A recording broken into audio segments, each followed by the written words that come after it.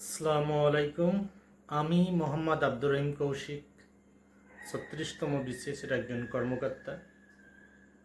বর্তমানে সরকারি ব্রজলাল কলেজের ইতিহাস এবং ঐতিহ্যবাহী একটি সমৃদ্ধ ডিপার্টমেন্ট ইসলামের ইতিহাস ও সংস্কৃতি বিভাগে আমি কর্মরত আছি। আমি আজ যে বিষয়টা নিয়ে আলোচনা করব এটি একটি অতি গুরুত্বপূর্ণ বিষয়, ডেমোগ্রাফিক উইন্টার বা জনসংখ্যা তাত্ত্বিক শীতকাল। ডেমোগ্রাফিক উইন্টার বা জনসংখ্যা তাত্ত্বিক শীতকাল হল আধুনিক যুগের গুরুতর জনসংখ্যাগত সংকট। ডেমোগ্রাফিক উইন্টার মূলত ডেমোগ্রাফিক ডিভিডেন্ডের বিপরীত অবস্থা, যেখানে তরুণদের চেয়ে বয়স্ক মানুষের সংখ্যা বেড়ে যায় এবং জন্মহার হ্রাস পায়।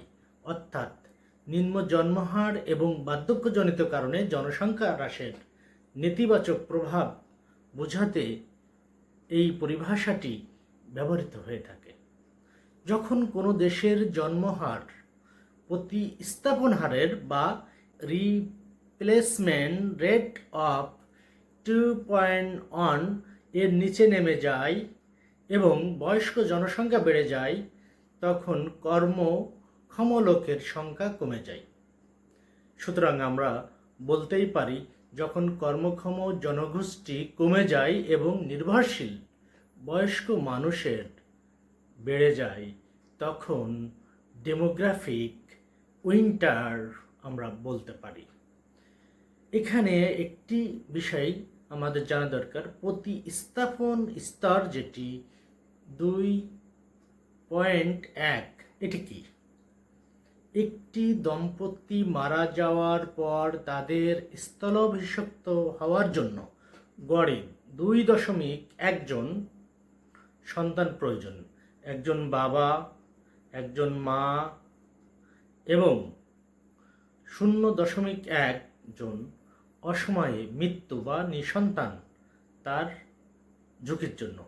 ডেমোগ্রাফিক শব্দ আমরা এটি একটু আমাদের জানা দরকার। ডেমোগ্রাফিক শব্দটি দুটি গ্রিক শব্দ, ডেমো মানে মানুষ ও গ্রাফি একটি নির্দিষ্ট বিজ্ঞান সম্পর্কিত লিখিত জ্ঞান। 1855 সালে অ্যাকেল গিলবার্ট জনসংখ্যা তত্ত্ব শব্দটি সর্বপ্রথম ব্যবহার করেন। ডেমোগ্রাফিক উইন্টার বা জনসংখ্যাতাত্ত্বিক শীতকাল নামক ধারণাটির অন্যতম প্রবক্তা রিচার্ড আর কার্লসন।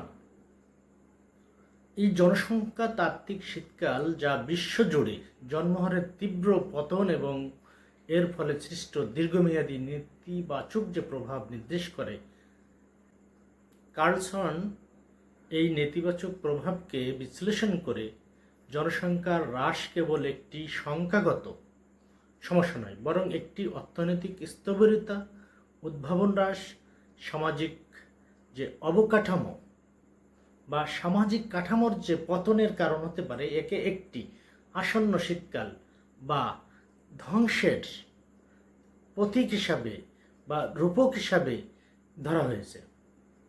আমরা অন্যভাবে বলতে পারি, যখন জন্মহার দীর্ঘ সময় ধরে 2.1-এর নিচে থাকে, তখন নতুন শিশু কম জন্মায় এবং আনুপাতিক হারে বয়স্ক মানুষের সংখ্যা বাড়তে থাকে।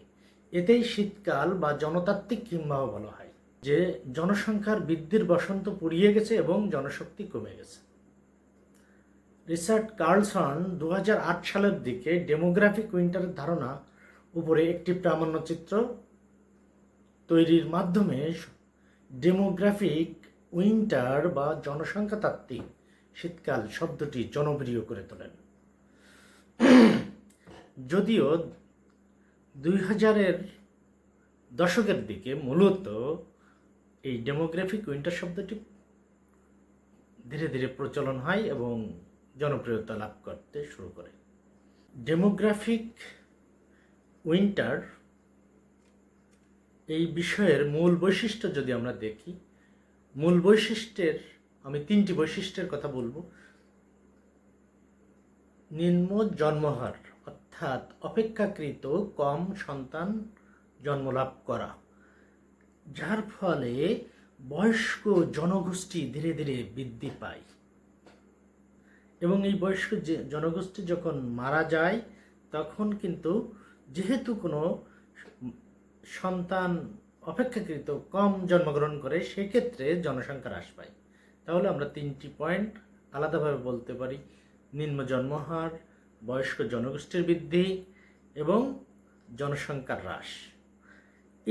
এই 3টির যে আমি কারণ বললাম, এর কারণ প্রথমত কারণ আমাদের যে জীবনযাত্রার ব্যয়, এটি অপেক্ষাকৃত অনেক বেশি। আকাশচুম্বী জীবনযাত্রার ব্যয়, কর্মক্ষেত্রে অধিকতর ব্যস্ত সময় পার, দেরিতে দাম্পত্য জীবনের পরিবেশ অর্থাৎ দেরিতে বিয়ে করা এবং ব্যক্তিগত স্বাধীনতাকে প্রাধান্য দিতে গিয়ে সন্তান কম নেওয়া, এর একটি প্রভাব আমরা দেখি ডেমোগ্রাফিক উইন্টারের প্রভাব। প্রথম যে প্রভাবটা হবে শ্রমশক্তির সংকট, অর্থনৈতিক প্রবৃদ্ধির মন্থরতা বা ধীর গতি, এর পাশাপাশি স্বাস্থ্যসেবা ও পেনশনের উপরে একটি চাপ তৈরি হয়। সামাজিক পরিবর্তন, সেটিও আমরা দেখি। শহরকেন্দ্রিক যে নিউক্লিয়ার ফ্যামিলি অর্থাৎ আবহমান গ্রামীণ যে দৃশ্যপট আমরা দেখি, যৌথ পরিবারের পরিবর্তে একক পরিবার, পৃথিবীতে ডেমোগ্রাফিক উইন্টারের সবচেয়ে বড় প্রভাব আমরা যদি দেখি বা সবচেয়ে অধিকতর বড় উদাহরণ আমরা আনতে চাই, সেক্ষেত্রে জাপান সবার আগে। জাপানে বয়স্ক মানুষের সংখ্যা ক্রমান্বয়ে বৃদ্ধি পাচ্ছে। এরপরে আমরা বলতে পারি ইটালি, দক্ষিণ কোরিয়া। যেহেতু সমস্যা আমাদের আছেই, তাহলে সমাধানের বা উত্তরণের উপায়ও আমাদের আছে। উত্তরণের উপায় প্রোনেটালিস্ট পলিসি, বেশি সন্তান নিতে উৎসাহিত করার জন্য সরকারের প্রণোদনা এবং আর্থিক সহায়তা এবং বেশি মাতৃত্বকালীন বা পিতৃত্বকালীন ছুটি দেওয়া, যেখানে 2টি সন্তানের ক্ষেত্রে 2বার প্রচলন থাকবে, সেখানে অধিকতর একাধিক সন্তানের ক্ষেত্রে আরও বেশি সময় দিতে হবে, সেক্ষেত্রে এর উত্তরণ সম্ভব। অভিবাসন বৃদ্ধি করা, সর্বোপরি প্রযুক্তির ব্যবহার, এর মাধ্যমে যে দক্ষ শ্রমিক শক্তি যেটা, তার যে ঘাটতি, সেই ঘাটতি পূরণ করা। Demographic winter, the decline of the human family. 2008 সালে পরিচালক বা লেখক রিক স্টাউট এই প্রামাণ্যচিত্রটি তৈরি করেছিলেন এবং প্রযোজক ছিলেন ব্যারি ম্যাকলেরান। এই ডকুমেন্টারি বিশ্বব্যাপী জন্মহার কমে যাওয়া এবং এর ফলে জনসংখ্যা হ্রাস ও বয়স্ক মানুষের বৃদ্ধির ভয়াবহ সামাজিক ও অর্থনৈতিক যে প্রকট, তার দৃশ্যপট তুলে ধরা হয়েছে। আশা করি এই ভিডিওর মাধ্যমে আমরা ডেমোগ্রাফিক উইন্টার সম্পর্কে সম্যক ধারণা লাভ করতে সক্ষম হয়েছি।